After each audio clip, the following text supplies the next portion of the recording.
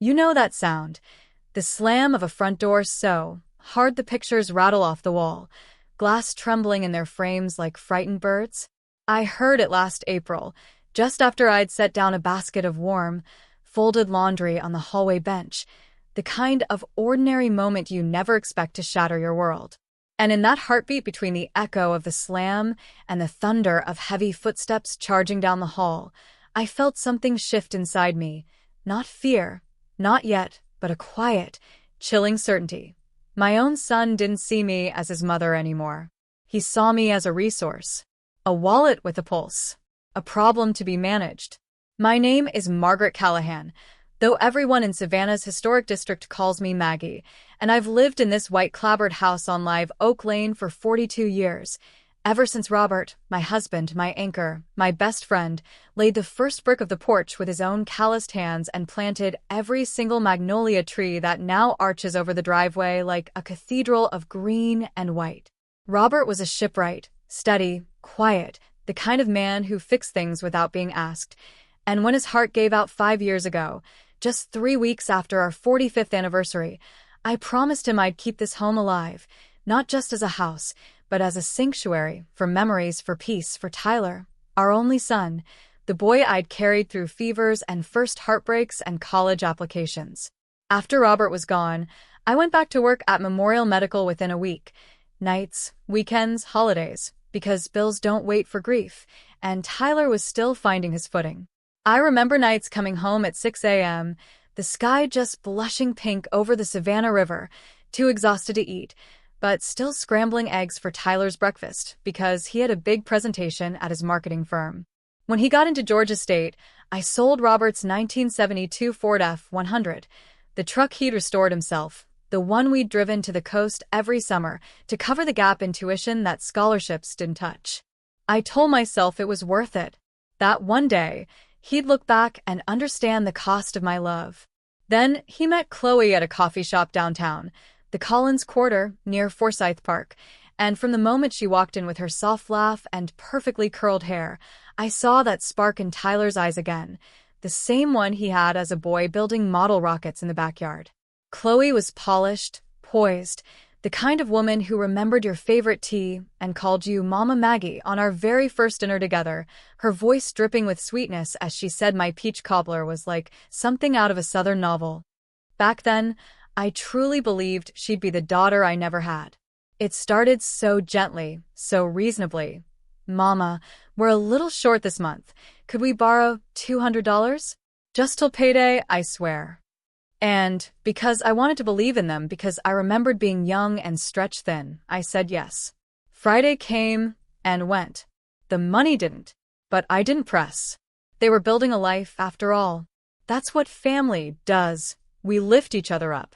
But then $200 became $500 for car repairs, then $800 for unexpected medical copays, then $1,200 for rent stabilization.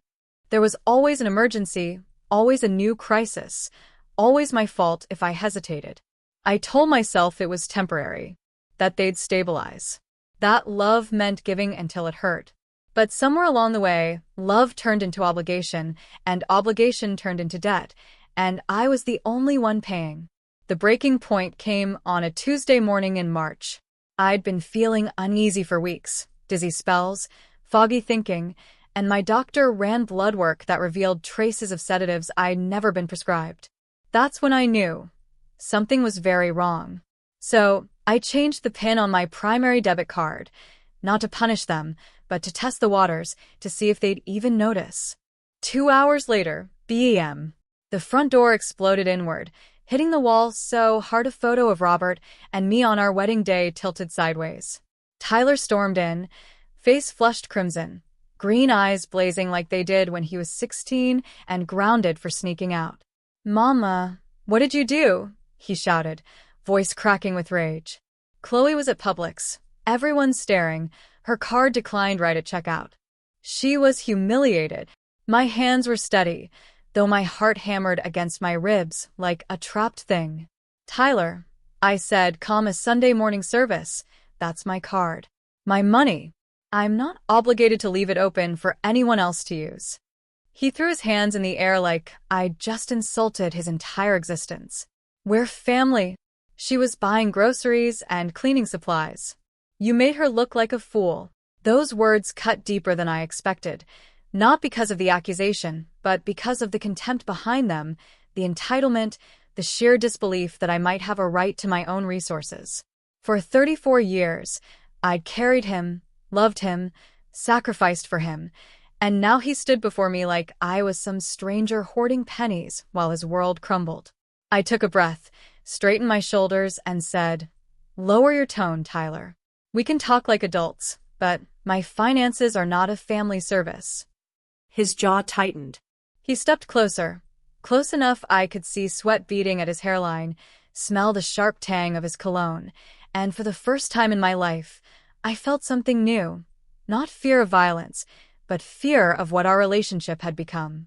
The space between us felt wider than the Atlantic, wide enough to make my own son look like a stranger. That night, after he left, I couldn't sleep. The house was silent except for the hum of the refrigerator and the distant chirp of cicadas outside my window.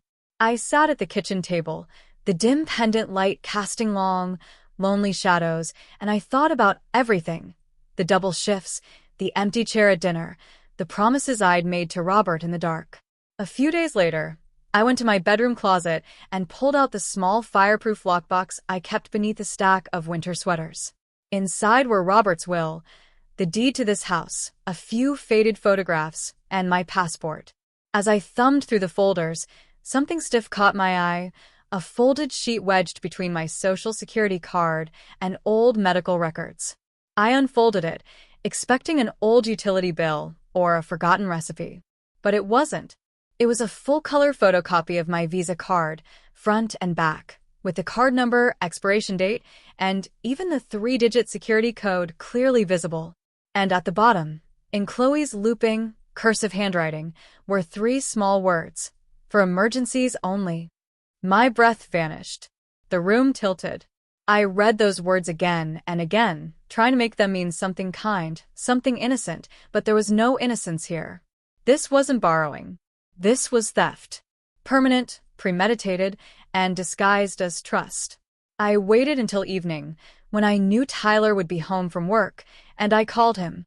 He answered with a sigh, already annoyed. "Mama, not now." "Tyler," I said, voice low but firm. "I need you to come over. It's important." He arrived that night with his arms crossed, standing in my living room like a man dragged to confession. I handed him the paper without a word. "Do you recognize this?" He barely glanced. "Mama, you're imagining things again. Chloe would never do that. Maybe you gave her permission and just forgot." "I didn't forget," I whispered. "Her handwriting is right there. Look at it." He shoved the paper back like it burned his fingers. "You've been stressed lately. Maybe you should let someone else handle your accounts before you make a real mistake." In that moment, I couldn't speak. I'd faced code blues in the ER, held dying patients' hands, worked through hurricanes, but nothing hurt like hearing my own son question my sanity. When he left, the house felt colder than a morgue. The silence wasn't peace. It was disbelief settling into my bones like frost. 2 days later, the doorbell rang just after lunch. I opened it to find Tyler and Chloe on my porch, both smiling that practiced, polished smile that never quite reached their eyes. "Mama," Tyler began, voice dripping with false gentleness, "we came to make peace." Chloe nodded quickly, hands clasped like a saint. "We just want to make sure things don't get confusing anymore. You've done so much for us. We don't ever want money to come between family." I stayed quiet, waiting. Tyler took a breath. "We thought maybe it'd be easier if we set up a system. You transfer a fixed amount every month, say $1,500. That way, we'd never have to bother you again, and you'd know exactly what to expect." Chloe added, "It would save you the stress of questions or surprise expenses. Everyone wins." I stared at them. $1,500 was nearly my entire Social Security check. This wasn't about easing my burden, it was about owning it. I shook my head slowly. "No, Tyler. I won't agree to that." The mask dropped. His jaw clenched, voice low and tight. "Mama, you're being unreasonable. Chloe and I are trying to build a future, and you're making it harder. If you won't help us willingly," he paused, looked me dead in the eye, and said the words that stole my breath. "Maybe the court should decide if you're capable of managing your own money." "What are you saying?" I whispered. "It's called guardianship," he said, not flinching. "It would protect you from mistakes. We'd just handle things for you." The boy I'd nursed through chickenpox, the teenager I'd driven to his first job interview, was threatening to take away my freedom, my autonomy, my very identity. My voice trembled, but I forced it steady. "Get out of my house." They left quietly, their expensive perfume and hollow concern lingering long after the door shut. I stood alone in the foyer, sunlight spilling across the floor, and I knew this wasn't a family disagreement anymore. This was war, and I couldn't fight it alone. The next morning, I walked across the street to Ruth Henderson's. Ruth's lived in her yellow Victorian since 1983, retired English teacher, sharp as a scalpel, reads 3 newspapers a day. She took one look at my face and opened the door wide. "Come in, Maggie. Sit down. Tell me what happened."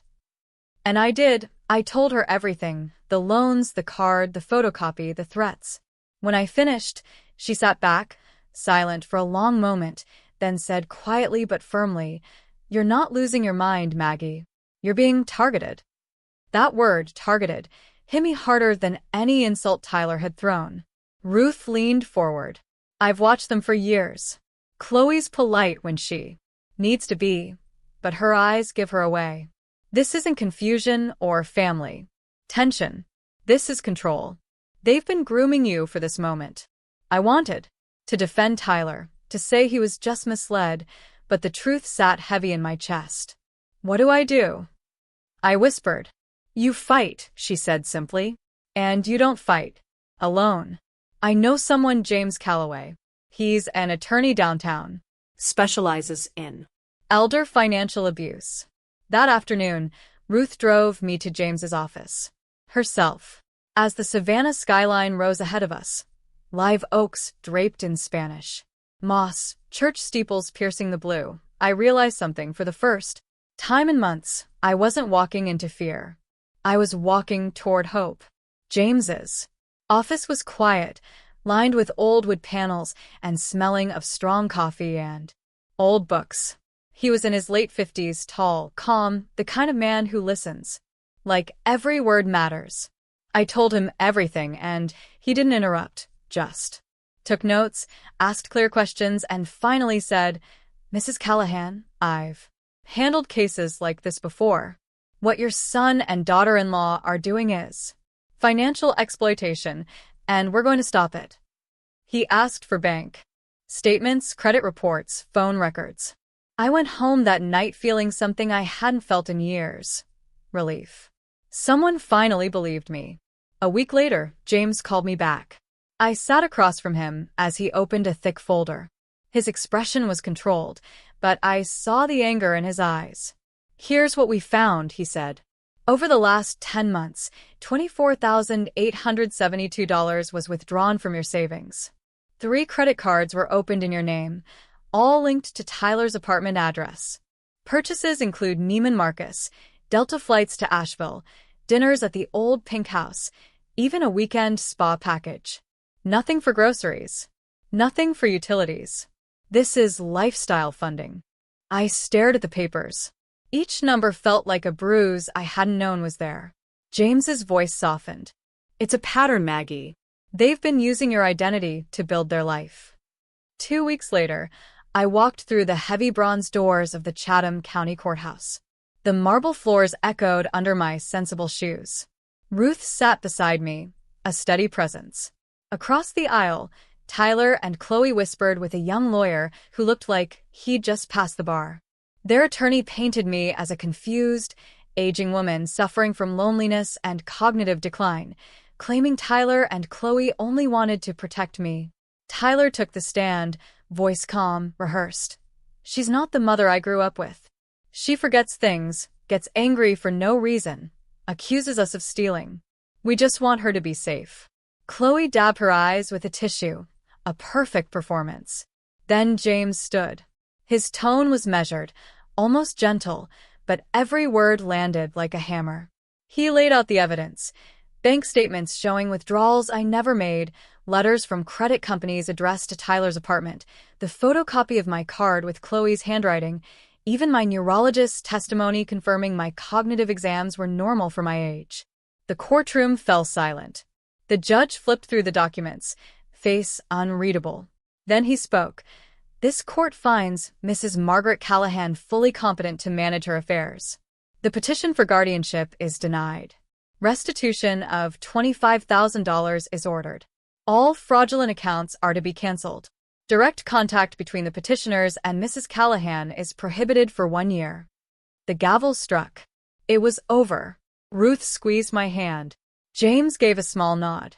I should have felt victorious, but my eyes drifted to Tyler. He wouldn't look at me, just stared at the floor, shoulders rigid. I'd won my money, my dignity, my independence, but as I stepped into the Georgia sun, the weight in my chest told me the truth. I'd lost my son. The next morning, I came home carrying the court papers. I placed them on the dining table beside a vase of fresh magnolias from my garden. Sunlight poured through the windows, soft and golden, touching everything but the empty chairs around me. Chairs I'd once imagined filled with laughter, with Tyler carving the Thanksgiving turkey, with Chloe passing mashed potatoes, maybe even a grandchild tugging at my sleeve. Now, they sat silent.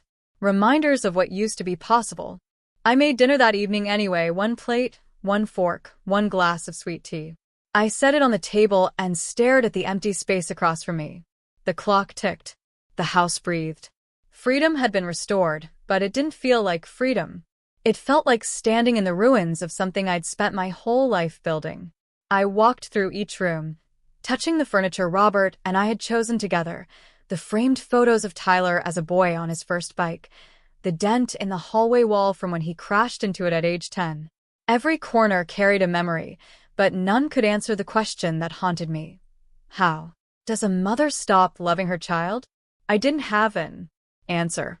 That night, I sat in the old armchair by the window, the same one where I'd cradled Tyler through fevers and whispered a prayer, not for justice this time, but for peace. Days passed, then weeks. The house stayed quiet, but the silence no longer hurt quite as much. I began to find comfort in small things, the whistle of the kettle at dawn, the soft rustle of magnolia leaves in the breeze, the smell of coffee filling the kitchen as the sun rose over the river. James checked in, not just about the restitution payments, but about my garden, my sleep, my heart. He'd linger on the porch, ask about the azaleas, stay for a second cup of tea.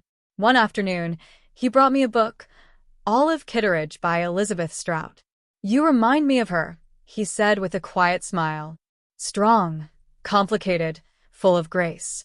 I found myself smiling back, something I hadn't done easily in months.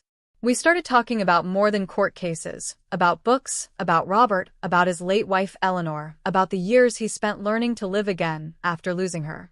He had a way of listening that made silence feel safe. And for the first time, the house didn't echo with loss. It breathed with presence. I realized I didn't dread mornings anymore. I'd wake up, open the curtains, and think about what to plant next.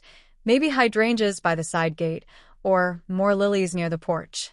The magnolias bloomed early that year, their pale petals soft as hope itself. Maybe this was what healing looked like. Not loud or sudden, but quiet and steady, like a garden learning to grow again after the frost. And in that quiet, I began to feel something I hadn't dared believe in for a long time. Peace that didn't come from anyone else, but from within myself. Spring arrived early that year. The air turned warm and soft, carrying the scent of magnolia blossoms and salt from the river. One morning, as I watered the roses, James stopped by with a small smile and an uncharacteristic nervousness in his eyes. He held out a single magnolia bloom. You once told me this flower meant dignity, he said quietly. I was hoping you'd let me share that with you for the rest of our lives. I laughed, a gentle, disbelieving sound. After everything, the betrayal, the courtroom battles, the loneliness, I hadn't imagined love could still find me, but it had. In the most ordinary way, standing under the same live oaks that had shaded my home for decades. We married in April, in my backyard, beneath those ancient trees draped with Spanish moss. Ruth stood as my witness, proud and tearful. There was no music, no crowd, no grandeur, just us, the soft rustle of leaves, and the scent of magnolias in bloom. I wore a simple blue dress I'd owned for years. James read his vows from a small notebook, his voice steady but full of feeling. When it was my turn, I told him that life had taken much from me, but it had also given me one more chance to choose peace. As we exchanged rings, I felt the weight of the past lift, piece by piece. The anger, the grief, the disappointment, they no longer owned me. Sometimes you must lose everything to find what truly matters. And in that moment, standing under the golden light of late afternoon, surrounded by flowers I'd tended with my own hands, I realized that what mattered most was not what I'd lost, but what I'd finally learned to keep. Love your children deeply, but never let love blind you to respect. Generosity without boundaries becomes permission for abuse. And silence often costs more than peace. If life ever forces you to choose between your dignity and someone else's comfort, choose dignity. It may hurt, but it will set you free. My name is Maggie Callahan, and this is my story. A reminder that strength isn't about fighting louder. It's about standing quietly when the world expects you to fall. If this story touched you, please like this video, share it with someone who might be going through something similar, and tell me in the comments, what would you have done in my place? Because your voice matters. Your dignity matters. And your story? It's not over yet.